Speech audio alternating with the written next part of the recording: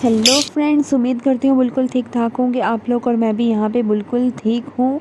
और आज मैं बना रही थी mango cheese cake. Mango cheese cake क्यों बन रहा था? क्योंकि मैंगो आया हुआ है आजकल सीज़न में, और मैंगो आया हुआ हो, मैंगो की मज़े मज़े की चीज़ें ना बने, ऐसा तो हो नहीं सकता।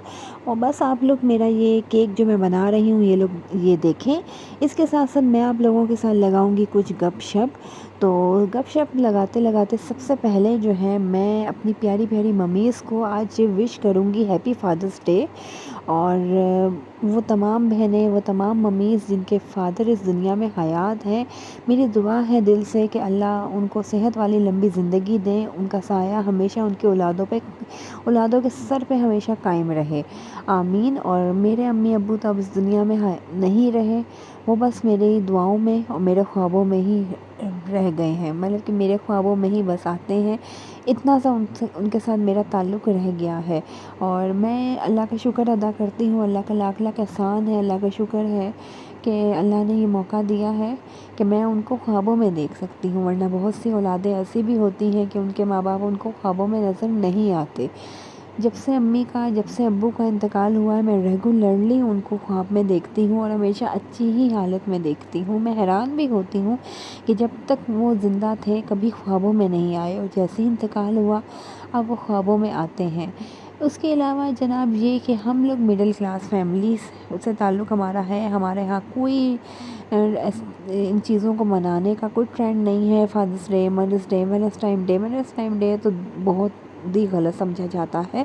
और जनाब ये कि दूर मनाना क्या, दूर दूर तक नाम भी लिया नहीं जाता इन चीज़ों का। हमें बिल्कुल इस बचपन से आज तक इन चीज़ों का कोई वो नहीं था कि ये मनाई जाती है। कुछ लोग होते हैं ना, जैसे बहुत ज़्यादा सेलिब्रेशन करते हैं, केक कट कर रहे हैं, गिफ्ट दे रहे हैं। हमारे यहाँ ऐसा कुछ भी नहीं था।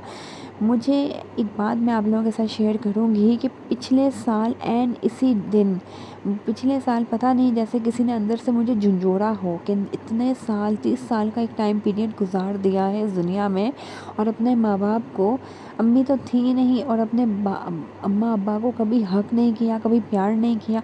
मुझे पता नहीं क्या हुआ, मैंने फ़ोन उठाया और अपने अब्बू को फ़ोन किया। रात का टाइम था, अब्बू शॉप पे बैठे हुए थे, और मैंने उनको कहा अब्बू आपको पता है आज फादर्स डे है? कहते हैं अच्छा फिर क्या हुआ?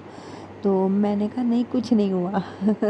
मैं फिर बाद में ऐसी अजीब सी मुझे शर्मिंदगी सी भी हुई कि मैं, हमारे यहाँ तो ये चीज़ें हैं ही नहीं, तो मैंने क्यों किया।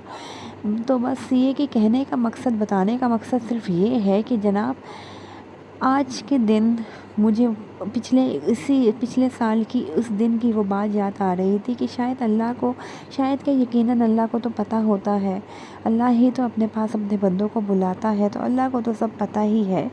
तो अल्लाह ने अगले साल इस दिन अब्बू को हमारे से दूर रखना था। अब अल्लाह को पता था ना कि अगले साल इस दिन अब्बू हमारे साथ नहीं होंगे, फादर्स डे आएगा, हमारे फादर हमारे साथ नहीं होंगे।